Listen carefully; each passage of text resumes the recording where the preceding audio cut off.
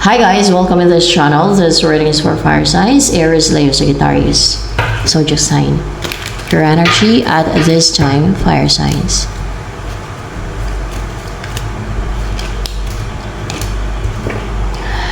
Umiiwas ka for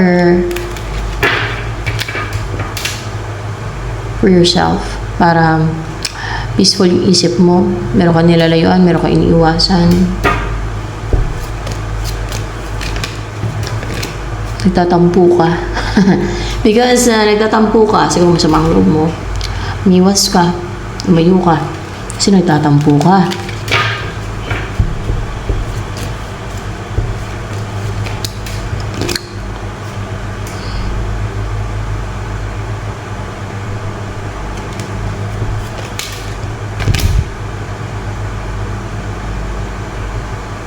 Dahil walang ginagawa. So, maring hurt ka. Walang ginagawa sa'yo. Or walang ginagawa. Or hindi ka binibigyan ng time. Ng person mo possible. Hindi ka binibigyan ng time. Or maring din e-effort sa'yo. Or hindi ka binibigyan ng time.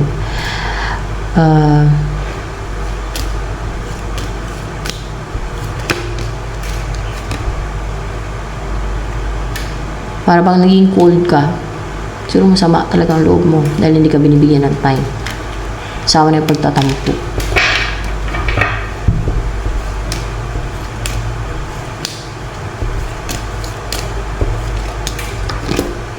Jowa ko pala yan eh. Hindi ka binibigyan ng time kaya nagtatampo ka.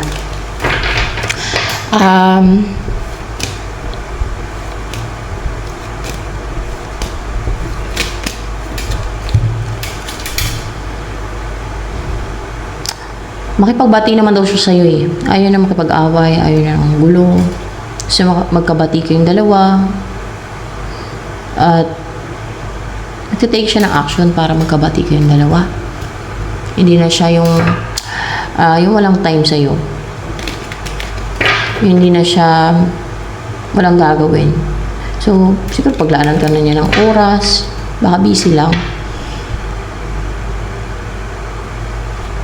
Para may time siya sa'yo, para hindi ka nagtatampo, hindi ka umiiwas.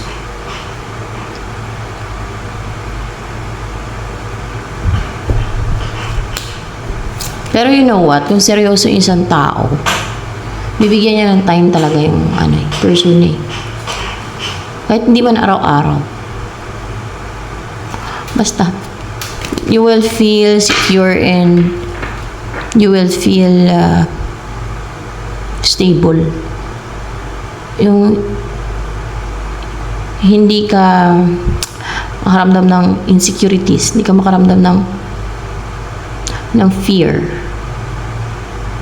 sa connection nyo, sa relationships nyo, if seryoso talaga yan sa'yo. Okay.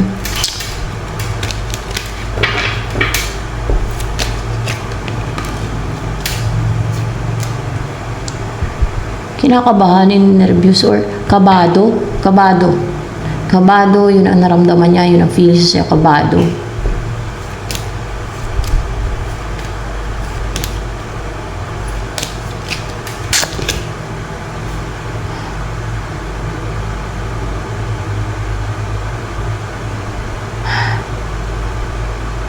Hindi siya kinakabahan na iwan mo, kundi kabado siya na ito malabas. The Hierophant.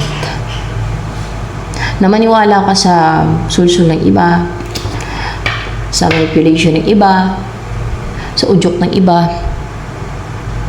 sa spiritual manipulation ng iba.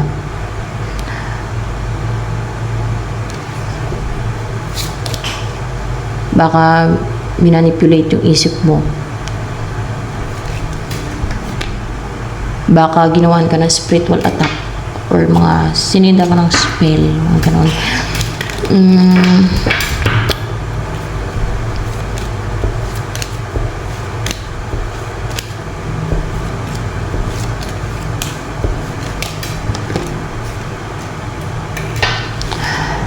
Ito ang naisabihin sa'yo ng person. Magantay ka lang daw. No? At mag-take naman siya ng action. Magpabati daw siya sa'yo. Oh?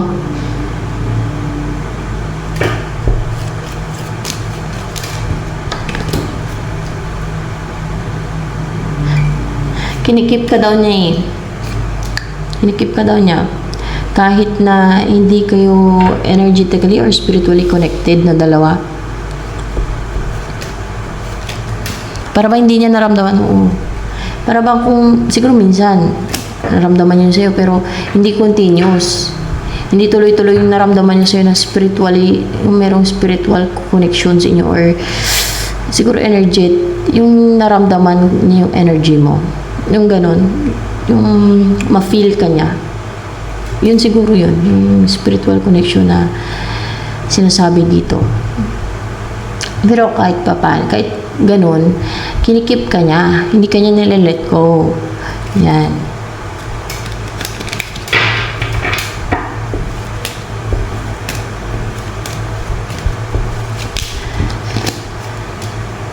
Ito ang next na mangyayari sa'yo.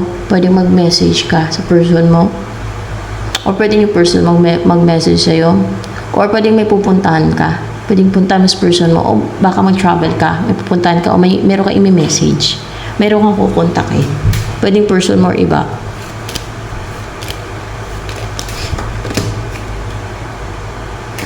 Masasaktan ka. Ma-hurt ka. Yan ang next na mangyari sa'yo, ma-hurt or ma-deeply hurt.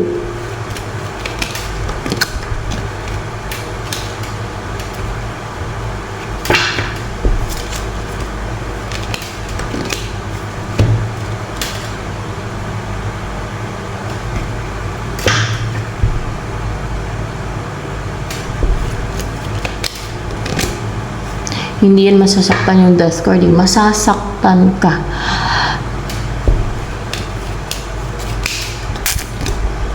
Ay mag-umpisa na mamatay ka. Oh, para bang mag-umpisa na magkasakit ka siguro. Para mag-umpisa na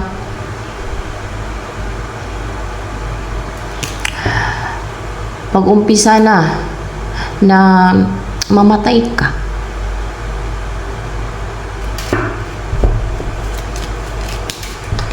Ito ang dahilan kung bakit mamatay ka. Magician.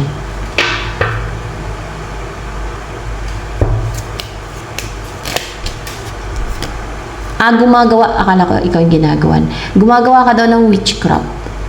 Kung kaya mamamatay ka. Witchcraft, magic. Ano, magic? Baka yung sir ko sa isipin niya. Kasi pinapatay talaga ng ganyan, guys. Sa Bible yan. At inuutos niya sa mga sumulunod niya. God yan ha. Hindi si Satanas na nag-uutos na patay ng mga witches, wizards, warlocks. Hindi pinapapatay ni Satanas. Yung mga witches, wizards, warlocks, yung mga ka-feathers niya. God mismo na si Yahweh, Adonai Elohim, Diyos na Ama, tatay ni Jesus Christ, nag-uutos sa Exodus 22:18 na patayin ang mga gumagawa ng black magic o witchcraft yan, mga magician, pinapapatay ng God yan.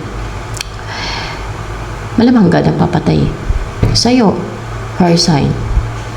Ito'y lumabas na dito. Hindi ko naman kontrolado kung kaninong mga energy ang kukunin ng guide ko. At yan lumabas. So, wala kang ibang sisihin. Kung mamatay ka, ba't gawa ng witchcraft? Oh? Buti kung mapalangit kaluluwa mo yan, witchcraft ang ginagawa mo. Kaya papatayin kasi gumagawa ka ng witchcraft. Witchcraft ang ginagawa mo.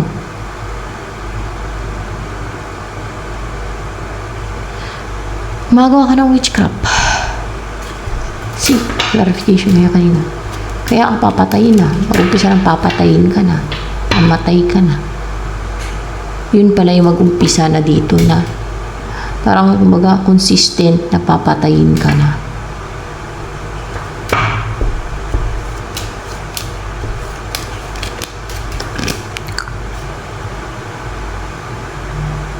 Hindi God ang papatay sa iyo.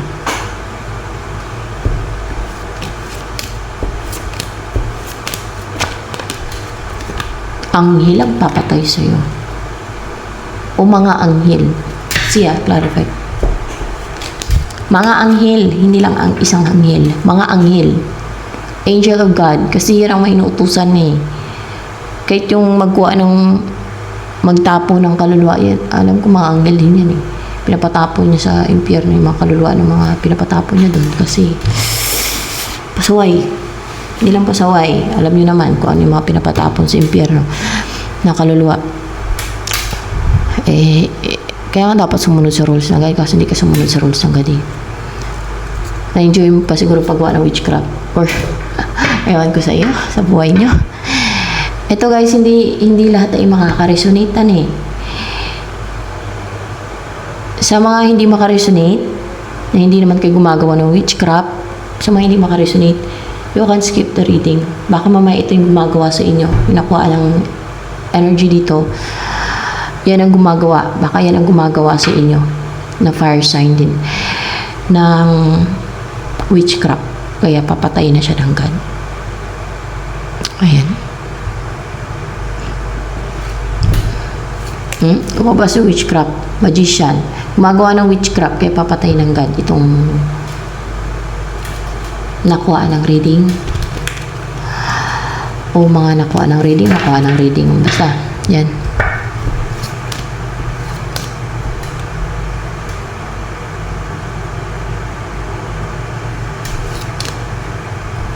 Meron kang isi-send.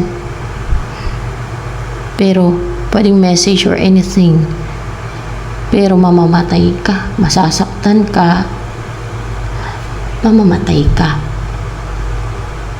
May ganun. O sa bagay, ang ramdam ng sakit yung mamamatay. Tama nga. Kaya pala masaktan. Masaktan muna, tapos mamatay. Ano ba yun? Ano yung consistent yung pagpatay? Hindi ka tigilan ng mga anghel patayin. Papatayin ka nila. Inutos ng God yan eh. Sa God na utos yan. Sa kanila. Sa mga anghel.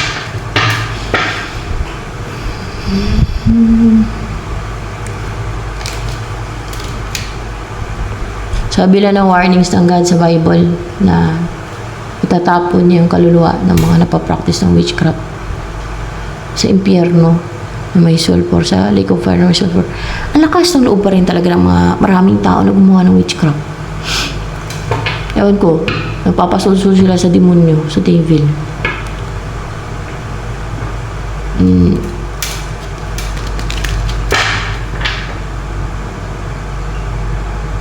Yan ang lumalabas dito eh. So,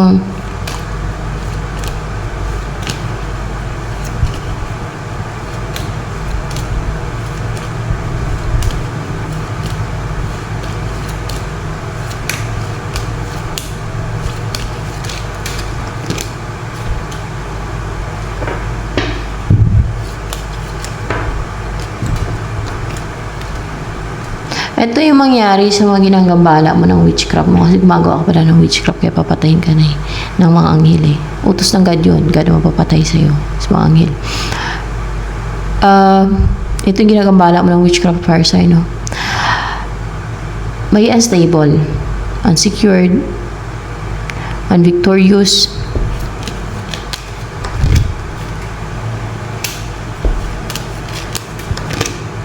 na makasal kayong dalawa. Hindi siya magtagumpay na makasal kayo kasi mamatay ka na. Parang gayuma. Gayuma siguro ginagawa mo. Or baka may iba ka pang ginagawa. Hindi siya magtagumpay para ma-unstable, ganyan, maapektuhan. No? Dahil mamatay ka.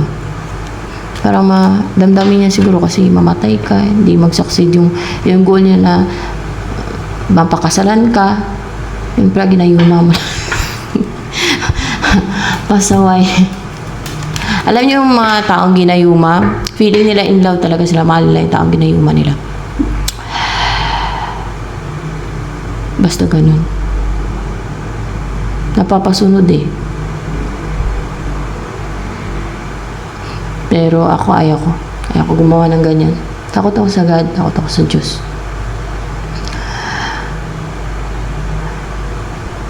Ayaw akong gumawa kahit gayuma. Takot ako sagad eh. Tagal na eh. Di ako gumawa ng mga ganyan. Ilang taon na. Tagal na. Madali lang naman gawin yan, yung gayuma. Dali lang, iba-ibang klase. Kaso lang, naka-impero ang kaluluwa mo nga.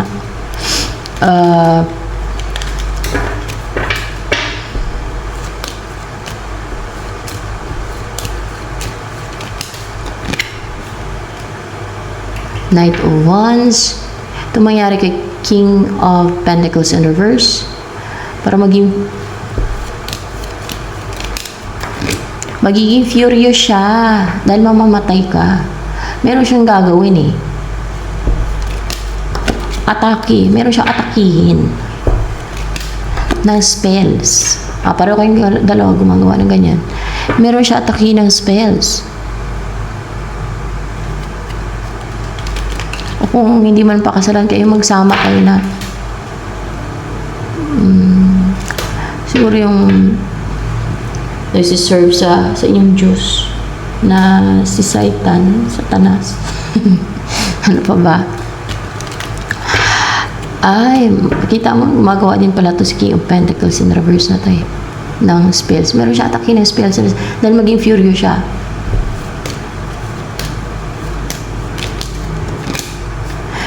Etong bumabalik, inaatakihin niya ng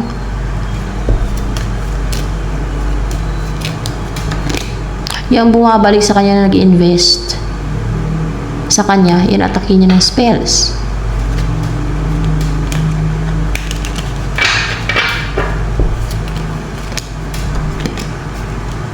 Para mag-juggling, para maging emotional. Hindi niya alam, ginayuma mo lang pala.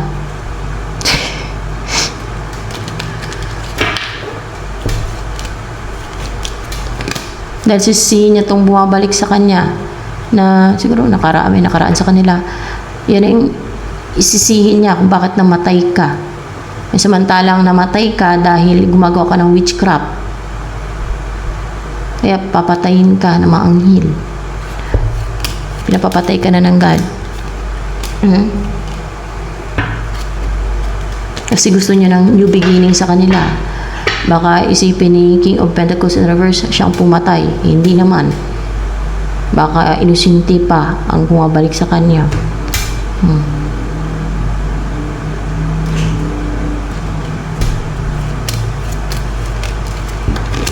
Ipaghiganti ka daw ni King of Pentacles in reverse. Nawala namang kasalanan. So, ayan. Ito na lamang for